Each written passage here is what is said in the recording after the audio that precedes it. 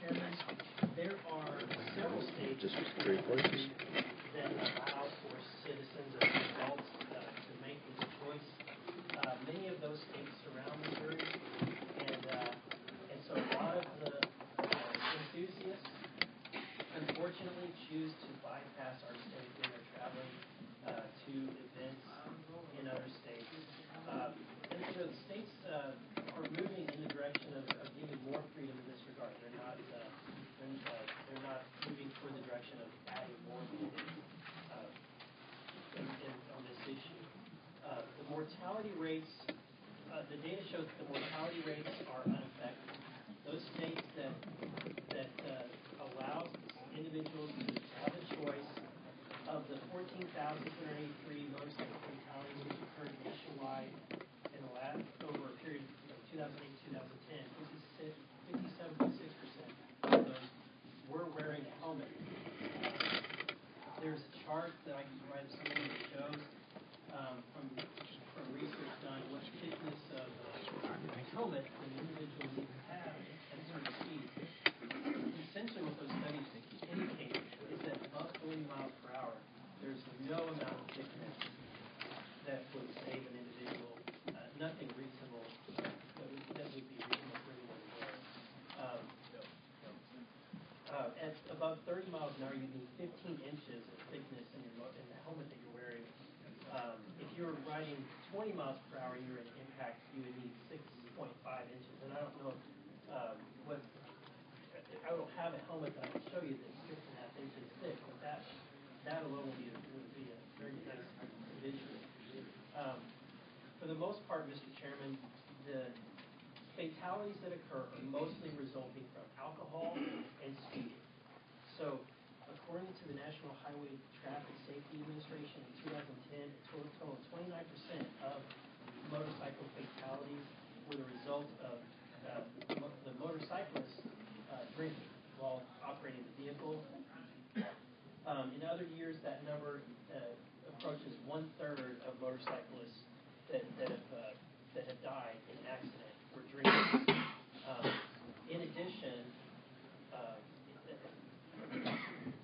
other studies show that, according to the National Highway Traffic Safety Administration, 37% of motorcycle accidents involve speeding by the individual operating the motorcycle.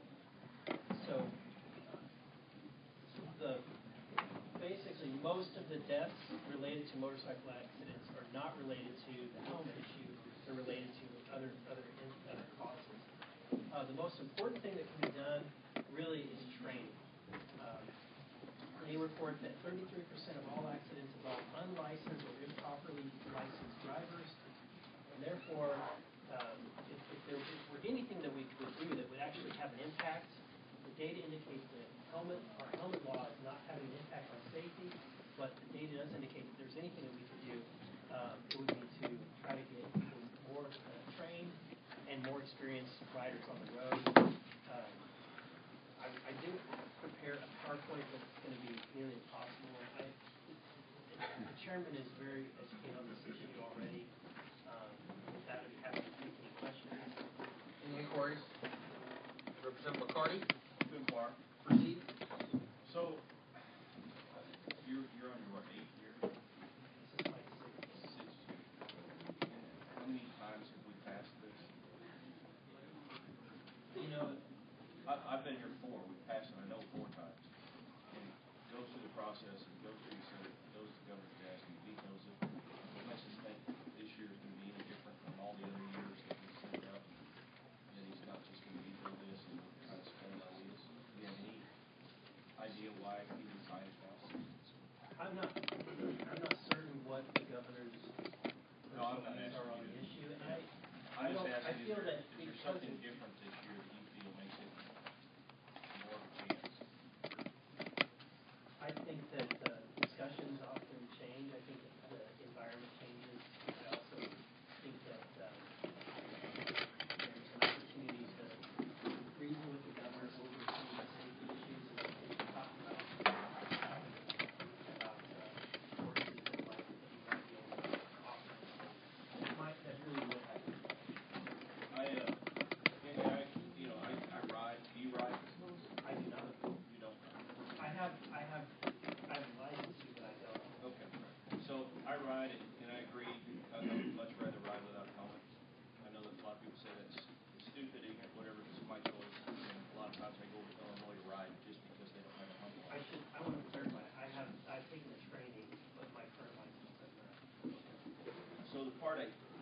don't really like about it is the second part that you really didn't talk about a whole lot. And that's the temporary motorcycle permit only being allowed for 2 renewals. Why do you feel that's important? I think and that's what I'm trying to address is those individuals that are not really getting the proper training, they're not taking the test, they are simply trying to use, I think, the loophole to continue to.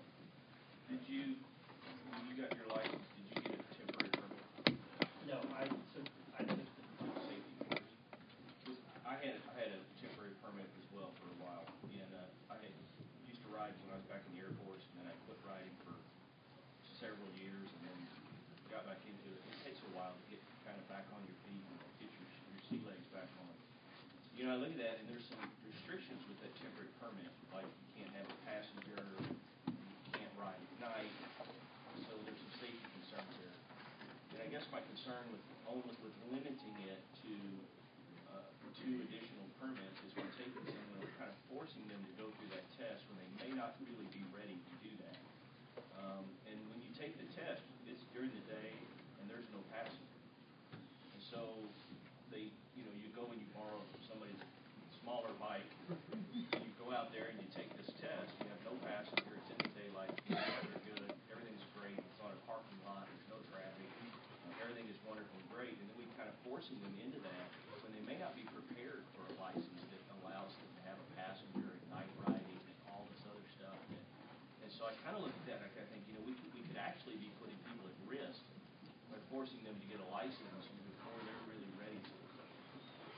And so I just would ask that you consider that. Yeah, that is, I think that you're making, I think that there is another side of that. I can see it. Would you be willing to take that out? I would be, if I leave the bill in name, responsibility for the bill in the committee, and that's, I rely on that process. I think I trust your judgment as member of the committee. Thank you, Mr. Chairman. Thank you. Further inquiries? Representative Cross. Briefly, Proceed. you mentioned, Representative Burleson, alcohol and speeding, of course, fatalities. Well, there's another one, and I don't know if you have any data on that, highway conditions. You don't have any data on that? Because, I've seen people out there riding on those bikes when it's raining, you got slick surfaces, so that was one of my. I think that to address somewhat similar to what you're saying is that there is a phenomenon that occurs where people tend to feel safer with the helmet and their tape walls than what they normally think. Confidence level's a lot higher, is what you're saying with a helmet. Correct. Sure, I can see that. Thank you. Further inquiries? Representative, thank you very much for your testimony. Obviously, there are quite a few people here wishing to show their support for this bill. I would ask that you keep your comments very brief, and if it's repetitive, please submit it in writing. We would appreciate it. With that, anybody wishing to testify in support?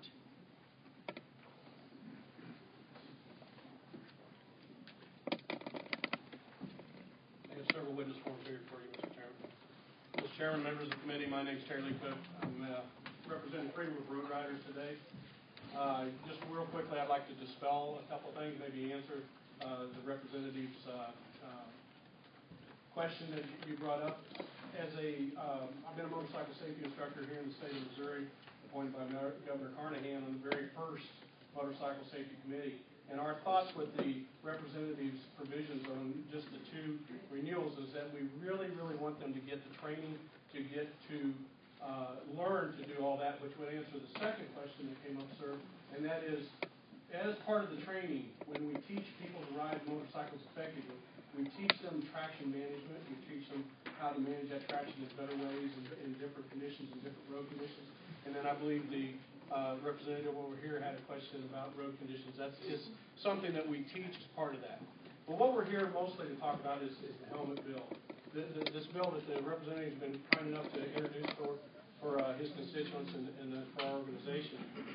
Many of the people that are going to get up and oppose this are going to tell you many, many things. One of them is that injured motorcyclists are disproportionately rely upon public funding.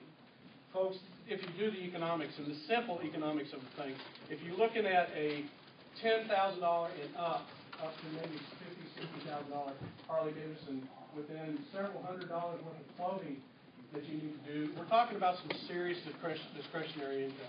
These are not the dregs of society that some people would like to portray us as. I personally am a pastor and a small business owner. We have members in here that are businessmen and doctors, lawyers, professionals, blue-collar workers. We have all the gamut, just as society would show. They're going to cite studies. We've got other studies. We've got the Harvard Review. I'm not going to go into any great detail on this. I don't want to waste your time, Mr. Chairman. Injured motorcyclists basically are less likely than the general population to use public funds to pay for injuries sustained in crashes. And again, helmets do not prevent a crash. What prevents a crash is attentive riding, proper riding within your means, riding within the means of the motorcycle. Another one of the criticisms that mandatory helmet laws are the most effective ways to reduce motorcyclist injuries and fatalities. Quite frankly, this is absolutely false. The most effective way to prevent an injury is to prevent the crash. We need to be looking at, if we're going to talk about highway safety, we need to talk things about distracted driving, about cell phone usage, about pulling up beside somebody as the lady's putting makeup on or a man shaving. I've seen every bit of it. And any of you gentlemen and ladies that have been on the highway more than about 10 miles today, you've seen those kinds of things. So the arguments really boil down to one thing, in my estimation, as well as that of the Freedom of Road Riders, and that is down to our first name. Some people say, well, my middle name is Danger, my middle name is this. Our first name is Freedom. Freedom of Road Riders. We feel that as responsible adults, we can choose when and where and what safety equipment that we should use. When I go out and sit on my tractor or my hobby farm, am I required to wear gloves or a hard hat or any of that stuff? No. I'm a responsible adult. I can choose those types of things. So I just encourage the committee to hear favorably 1655, and I would take any questions. Any inquiries? Representative McCarty, please proceed. Thank you for your testimony, sir. First name is Freedom, right? Yes, sir. So how do you feel about this mandate? They have to renew or they have to get a regular license? Well, we do provide the provision for twice that they could renew it, and it's an encouragement. It's a nudge, sir. It's a mandate. Yes, it is. And if you were to offer amendments to take that out, I would support you wholeheartedly, sir. Okay. Well, because I get it that you want them to go through some training. I get it, but the bill doesn't require them to go through training. You're correct. So, I could see it if you're going to go as far as to say everybody has to have training, then they can have a temporary permit for 2 times, and then they have to go. But you're not doing that. We're not mandating the training. We're just restricting the OJT that you might consider. Sir, I would wholeheartedly, in the name of Freedom, support that being stripped from the representative's bill, if it's all right with representatives. Thank you, Mr. Chairman. Thank you. Further inquiries, Representative Colonna. Please proceed. It's just more of a comment. Very briefly, then. I know we have a lot of people here that are talking. The problem, to be quite frank with you, is I'm a ratty-ass driver, and if I hit you and you ain't wearing a helmet, I'm going to feel really, really bad. So I understand. Sir, I was wearing a helmet the day that I inherited this cane and became crippled, and I was also wearing a safety vest and a white helmet on a 900-pound white motorcycle. And you know what the person that hit me said? After they paid their $71 fine, they said they didn't see me. Well, now you see, if I you would have pulled hired a myself up as like evidence, me, sir. I would have gotten a little more money. But then again, my friends on the other side of the aisle fixed that, though. So, I could get you much money, but thank you, Mr. Keep the advertising to a minimum. But again, no, I do get it, and I do understand your perspective. I just would rather err on the side of caution. Thank you, Mr. Chairman. Further inquiries. Thank you very much for your testimony. Others wishing to testify in support. And Ms. Kemp is going to keep time. We're going to limit everybody's testimony to 2 minutes. Whenever she raises her hand, You know me got enough, don't you? preemptive strike. Shoot your leg off before. Good morning, ladies and gentlemen. It's actually very brief. Representative, thank you again for bringing it up. We've been going after this, like you said, for about 30 years. Same thing, 21 and up. It's passed, and I got to say thank you to the House of State Representatives of Missouri. You've always supported our freedoms and being able to choose our own freedom. I don't see any problem again this year, as been stated, supporting our freedoms. I'd just like to say thank you. There's been 7 other states that have lessened the requirements on their helmet mandates. The national average of fatalities has been decreasing. Last state that did was the state of Michigan. The state of Michigan now has their fatalities and injuries on a decrease. NHTSA's been all over it. The state of Ohio's been all over it. They can't figure out why, or they don't want to attribute anything, to name anything. But a helmet up inside there is a false sense of security, as has been stated so many times. It's not there to save your life. So many times I've heard, put your helmet on, it's going to save your life. That is one piece of safety apparel. Your gloves, your jacket, your chaps, pair of boots. There's no mention of any of this. Rider education. There's no mention of any of that. I'd love to mandate rider education. You can't. The state of Missouri just isn't capable of doing that at this point. Hopefully in the future we might be able to. Experience. Several states have added that to their bills. Experience and education. But in overall, the fatality rate's gone down. As Representative Burleson stated, most of the folks, unfortunately, that did die were wearing helmets. The main thing we're going after, and we do have other bills in the House and Senate, for failure to yield right of way. Many times we are not the cause of the accident. Many times it's the other operator out there that's killing us. We do have some bills up there trying to put us maybe in a protected class. Thank you very much. Yes, thank you. Any inquiries? Representative LaFever. Representative, what was the number of the bill last year? It was 554. Thank you. Thank you for filling out a witness form. Any other inquiries? Thank you very much for your time. Further wishing to testify in support? Any wishing to testify in opposition?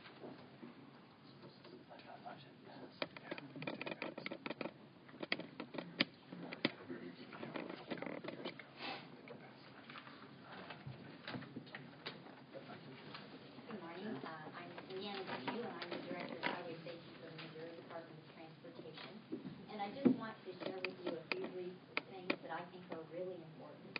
First of all, we wish none of the motorcycles would have a crash, because then we would know that then we would not have any injuries involved. But unfortunately, that is not the truth. We know that helmets give them an opportunity to reduce the number of fatal and serious injuries that occur.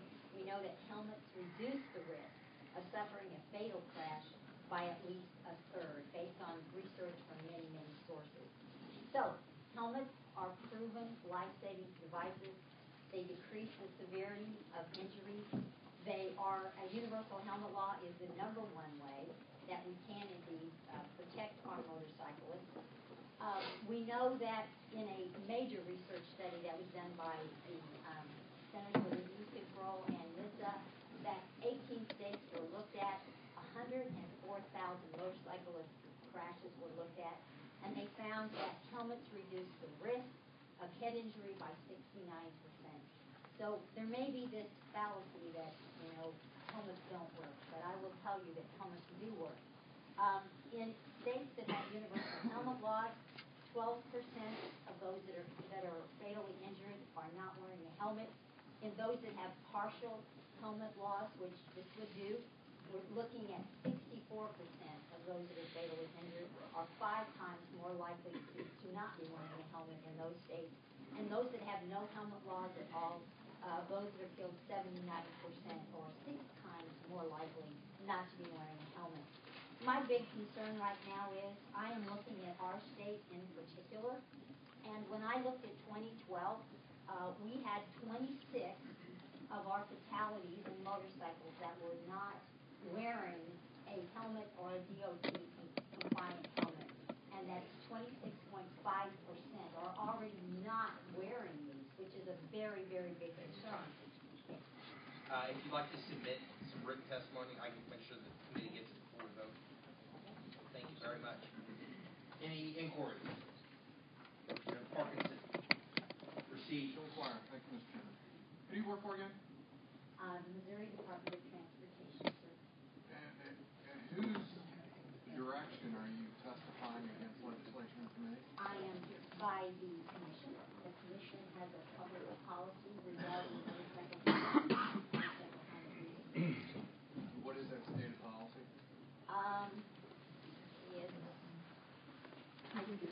We can get it to you, but we do have a policy in our policy statement that indicate that we are in favor of not repealing our universal health law.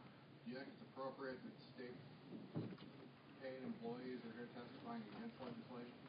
I think that state paid employees which have valuable information and knowledge regarding the safety of the people of the state of Missouri, I think it's absolutely important that we are here to advocate for those things that are public safety for the people in Missouri. Would it be more appropriate to testify for informational purposes rather than having a state employee try to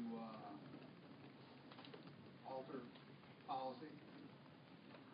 Well, sir, in this particular case, the Missouri Department of Transportation, its number one area is safety. They're concerned about all types of safety on our roadway, and I think that it's appropriate for them to have a concern about how to reduce fatal and serious injuries on our roadway.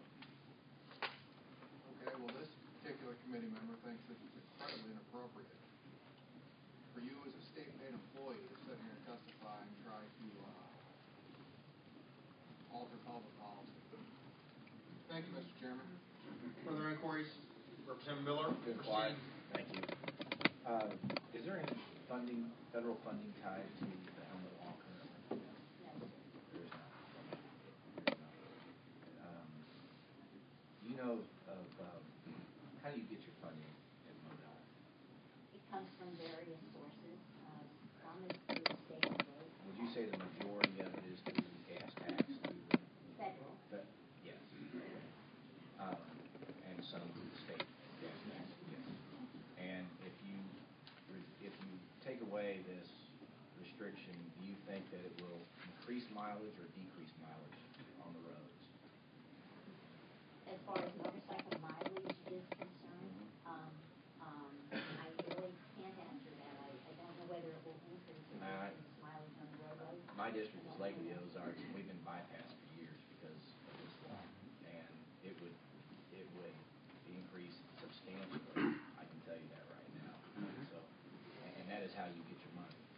And so I think it's behooves the state to try to increase their revenues rather than ours. Thank you. Further inquiries? Representative Cross. Mr. Chairman, may I make just a brief comment, please? Yes. Representative Parkinson just made a comment regarding state employees testifying in this committee, and I have to go along with what he said. If they want to testify for informational purposes, I think we should open the door for them. But to come in and testify against a bill like this, as state paid employee, is wrong. Thank you. Any other inquiries? Seeing none, thank you very much for your time. Please be sure to fill out a witness form. I have, sir. Thank you very much. Any others wishing to testify in opposition? Mr. Chairman, my name is Frank Slocron. I'm here on behalf of the Missouri Hospital Association. They would like to be on record in opposition, and I have Thank you very much. Thank you. Any others wishing to testify in opposition? Mr. Hall, representing Missouri State Medical Association. Thank you very much. Any others, any inquiries? Mo McCullough, representing the Missouri Psychiatric Association. Opposition. Any inquiries? Thank you. Any others wishing to testify in opposition?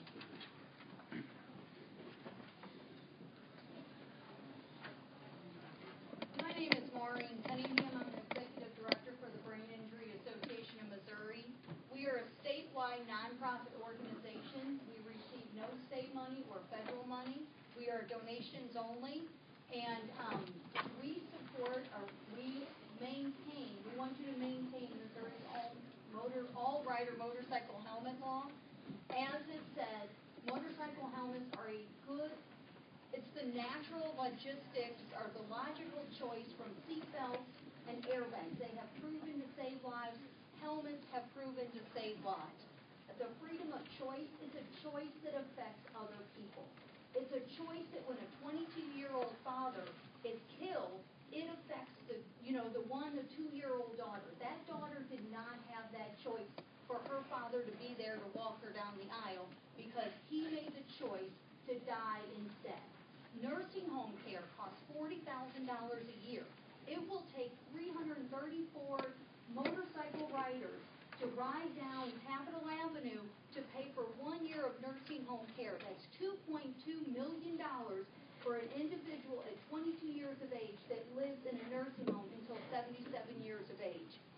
The comment about motorcycle crashes on the decrease, 34 states, and this was released in April 2013, 34 states had an increase of motorcycle fatalities. 16 had a decrease. The majority, obviously, 2 to 1, had an increase.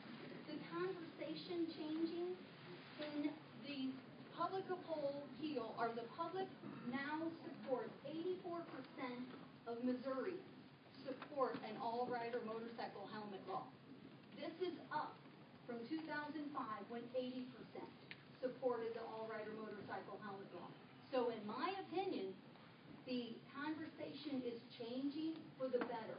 More and more people across our state, constituents in every district, are supporting our all-rider motorcycle helmet law, and we ask you to please oppose 1655. Maintain our all-rider helmet law, prevent brain injury, and prevent death. Any inquiries? Mr. McCarty. Where can I find that statistic on the 84%? I will get it to you. And I do have it here. It was a poll. 84% of all Missourians or 84% of motorcycle riders? All Missourians, I believe. I'll have to find that from. I'll have to get that for you. I believe it was a AAA of Missouri poll. So we're asking cat owners if dogs should be leashed. Well, we're asking individuals that share the roads with motorcycles. They're not on a motorcycle.